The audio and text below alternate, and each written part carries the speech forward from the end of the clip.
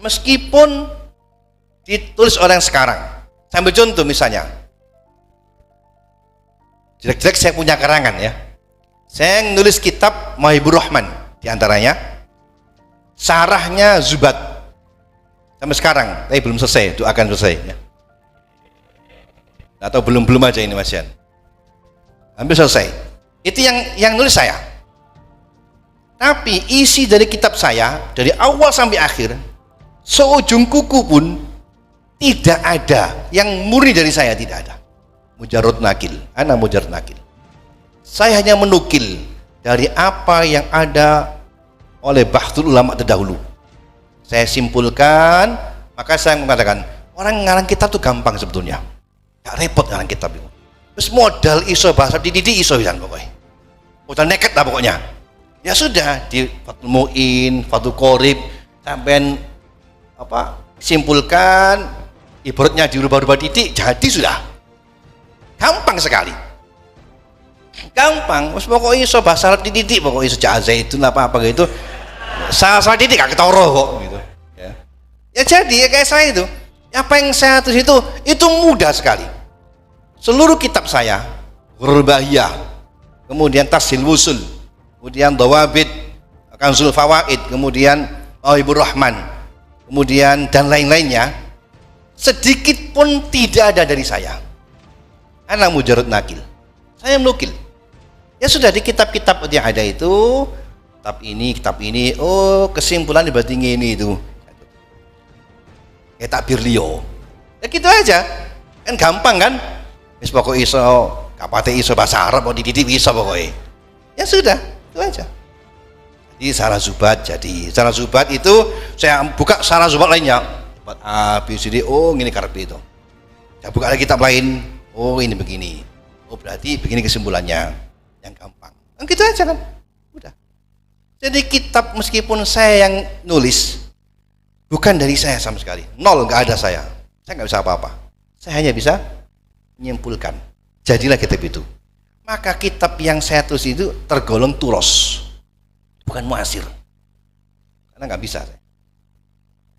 Ada lagi kitab muasir. Kitab muasir itu kitab yang berisikan kajian baru yang tidak ada pada turos dan menggunakan pendekatan baru.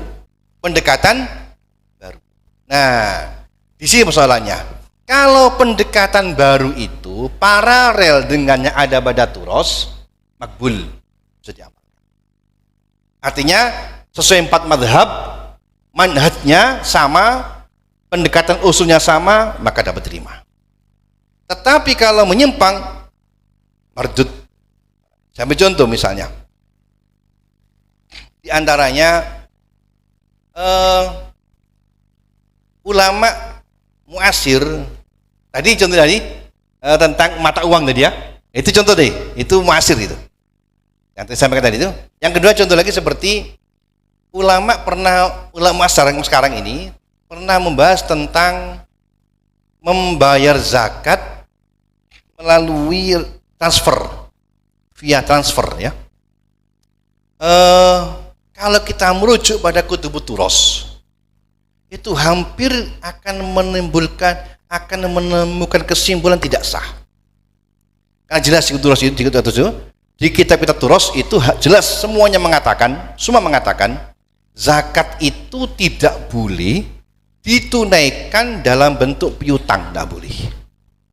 Semua ulama mengatakan zakat wajib ditunaikan dalam bentuk ain. Misal nggak boleh. Nah, piutangku yang ada fulan itu sebagai zakatku untuk kamu, nggak bisa. Harus berubah ain, cairkan dulu piutangnya, kasihkan. Sepakat ulama, tidak ada khilaf. Maka kalau kita merujuk pada kutubut turos, zakat via transfer tidak sah. Nah ini persoalan ini kan. Ini persoalan. Sekarang itu lembaga-lembaga yang pengumpul zakat itu nggak buka rekening, wassalam. Badan amil zakat sekarang itu sumbangan, kalau nggak pakai rekening itu tidak bisa. Di mana-mana ada sumbangan, mesti ada nomor rekening. Nek gak ada rekening ya mek 5.000, 10.000 ya itu tak istri mohon niku.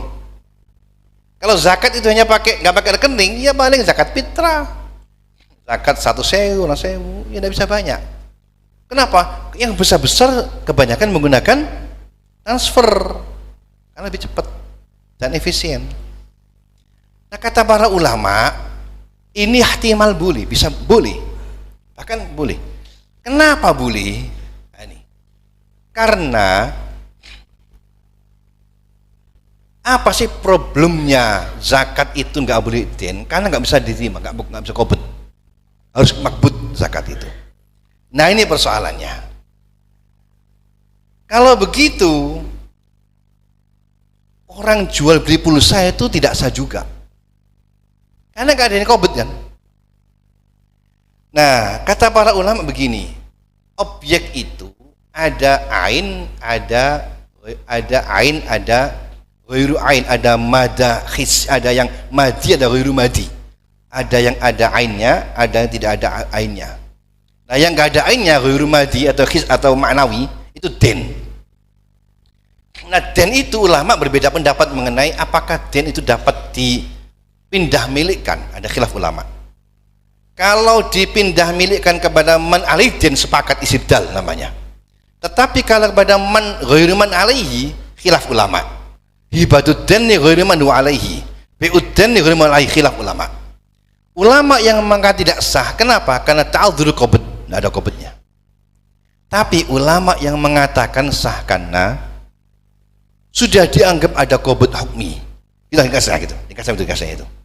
Nah jika begitu maka bisa jadi zakat dengan cara transfer itu bisa pulih.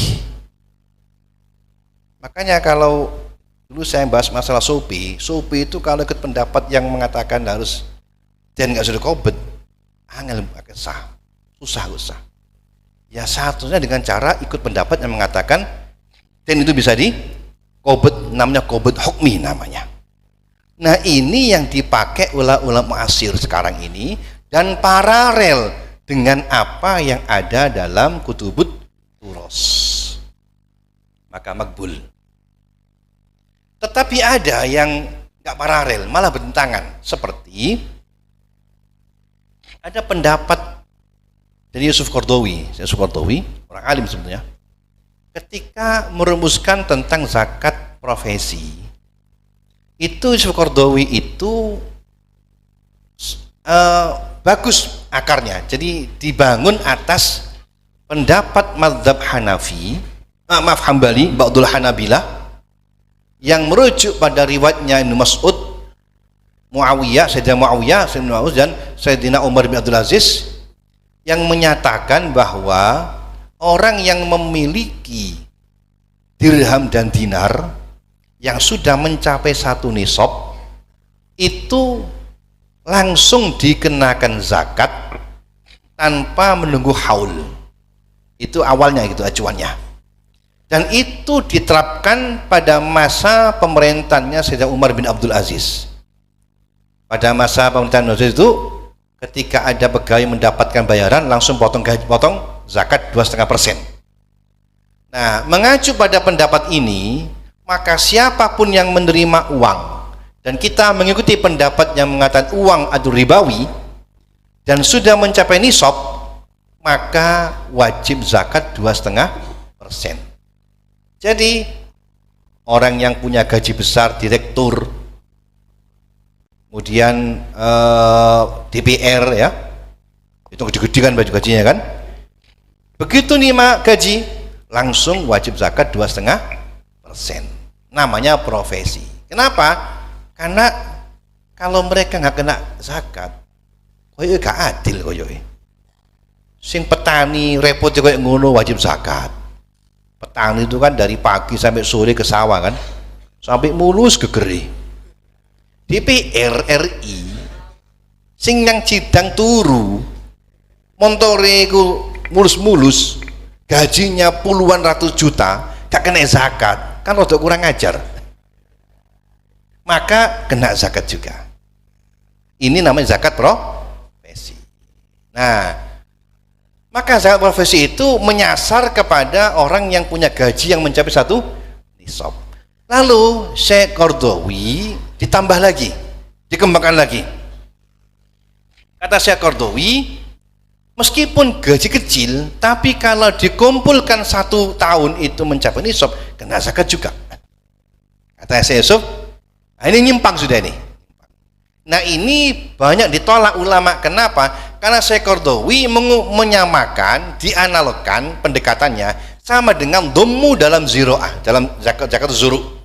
Zakat zuru itu kalau panen pertama nggak mencapai nisab, tapi kedua mencapai nisab, sekir dalam satu hal kan wajib didhammu. Maka gaji juga begitu. Tentu ini tidak tepat ya. Saya juga sependapat, tidak sempat. Kata ulama, kenapa? Karena tidak bisa disamakan zakat itu ada 2 macam mal zakat itu. Ada mal zakat itu ada mal zakat rasul mal, ada mal zakat kharij namanya. Secara karakter zakat itu dibagi 2. Ada zakat yang karakternya itu menghitung modal pokok sehingga untung rugi diperhitungkan, maka menghitung haul seperti zakat hijaro, zakat masya, zakat zahab, fiddah, ada haulnya. Ada lagi zakat yang hanya memperhitungkan hasil dicapai tanpa melihat pada modal yang dibuat untuk modal dalam menjalankan usahanya. Seperti pertanian itu pokoknya panennya berapa itu dihitung, sementara modal pupuk, modal buruh nggak dihitung kecuali rusoh, yaitu perarian, perairan kalau memang ada menggunakan biaya. Lainnya kan dihitung kan, karena ini zakat yang model khorid, bukan zakat yang rasul mal. Nah pertanyaan, bagaimana mungkin yang rasul mal dibawa ke khorid? Nggak cocok.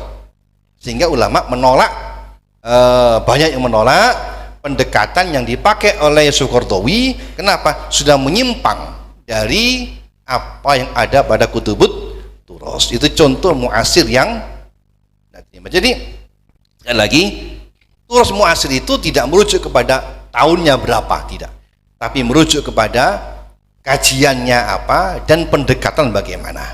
Maka kata para ulama, kamu boleh ambil pendapat-pendapat ulama kita sekarang ini asalkan kamu tahu merojeknya. Paralel enggak ini?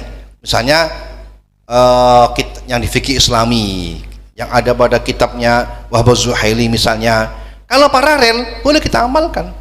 Kenapa? Karena itu bagian daripada dari tahrijul furu' alal usul. Baik, saya kira itu